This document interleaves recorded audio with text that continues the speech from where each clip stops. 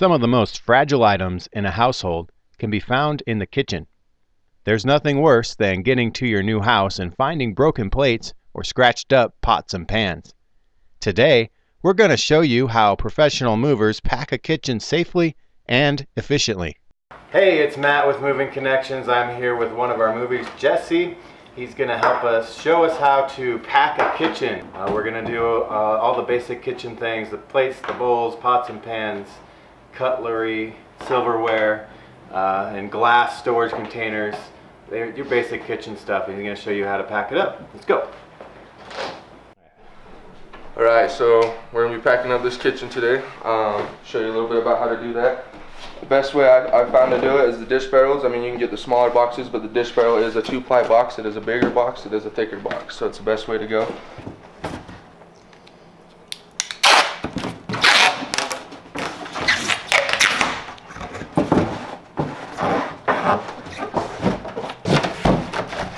And always start out with a layer of paper across the bottom of your box.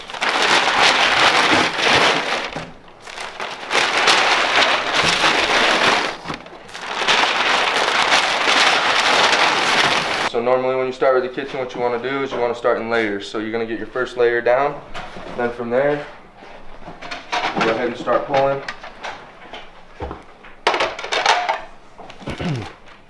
Always paper in between each item. Makes it a lot safer, a lot less likely to rattle or anything like that.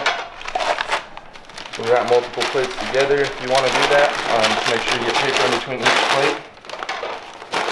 And a lot of people make the mistake of standing the plates up. You don't want to stand your plates, or to lay your plates down, I should say. You want to stand your plates up, then it doesn't put pressure on the plate. When you're loading your box, everything you get on top of it's going to put weight down on top of that. So definitely want to lay them down. It's a lot better way to do that.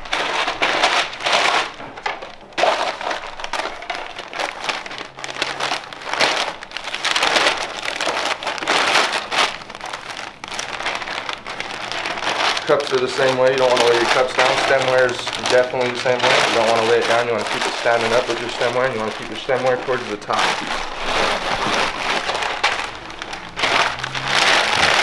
Just again, pat everything really good in between so you don't get no rattles. Any sort of rattle could cause a crack or a break.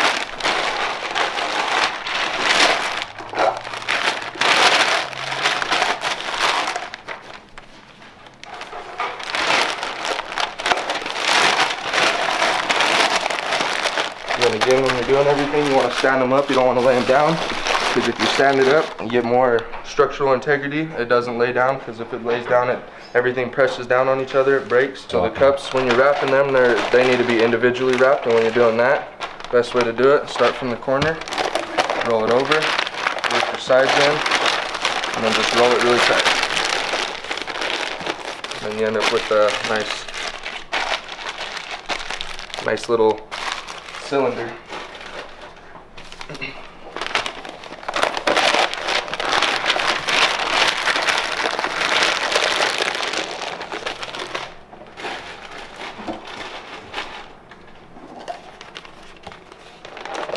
You don't want to be perfectly right on it. If you go a little bit over, it's fine too.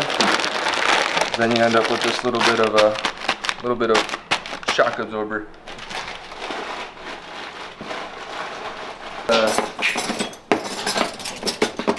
Get a little bit of your silverware together and roll it up in the paper. Kind of separate them off a little bit so you don't have too much sliding together. And roll it up real tight. That keeps it pretty firm so it doesn't scratch it up or anything. Keeps everything nice and tight together. Yeah, you want to do a few at a time just so you can kind of keep everything together. And you don't have a whole bunch of different bundles. But you want to try to get paper in between on these, especially because it's a nice knife set. When you're doing the knife sets as well, you want to make sure you're balling it up real well at the end where the blades are at. Ball it up real well and then roll it tight so that it keeps those blades in there and not stabbing through and coming out, because if you reach down in a box and there's blades sticking out, it could be all bad. Nothing fancy with those. You just don't want the blades towards the end of the box, because if it's going towards the edge of the box, something could happen. It could shift through, and you have a blade sticking out of the side of the box.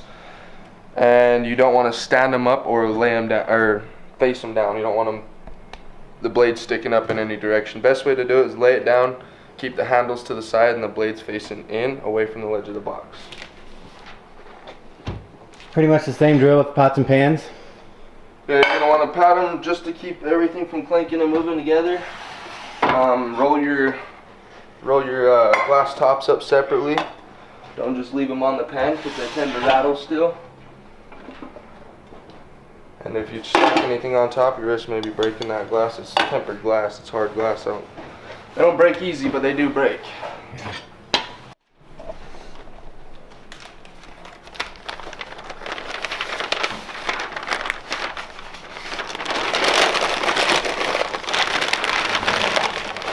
So with these pans,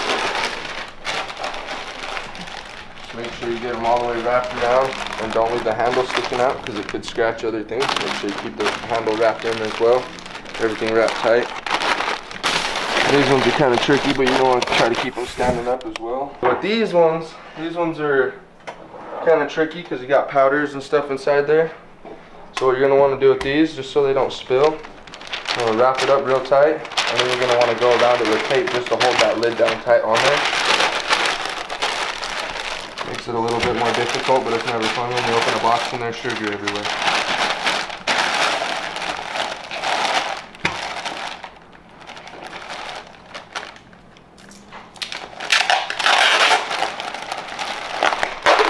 So then you just go around that real tight so it doesn't touch the...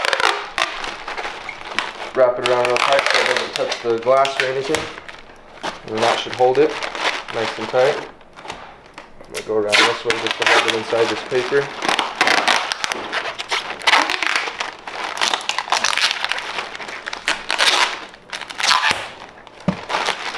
And voila.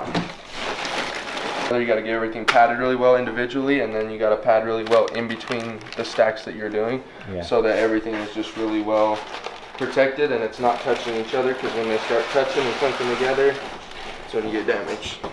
As long as you keep it real tight, you can shake your box and you don't hear a bunch of rattling, you're good to go.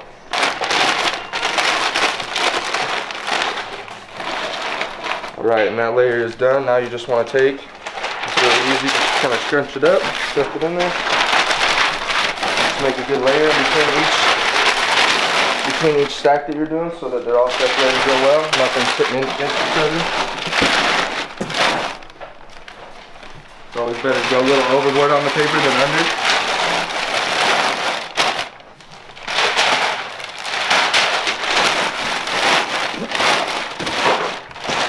Alright. When you bring your dish barrels up too, you don't want to bring them too high. Bring them about probably 2 to 3 inches from the top. And then do a paper layer over the top to keep it nice and padded, because when you're stacking on top, a lot of the times if you bring it up too high, a lot of the things on the top will get damaged. It's good to use more paper than less paper. You can always get more paper down in there. Just keep the top nice and firm so it doesn't fold in on you.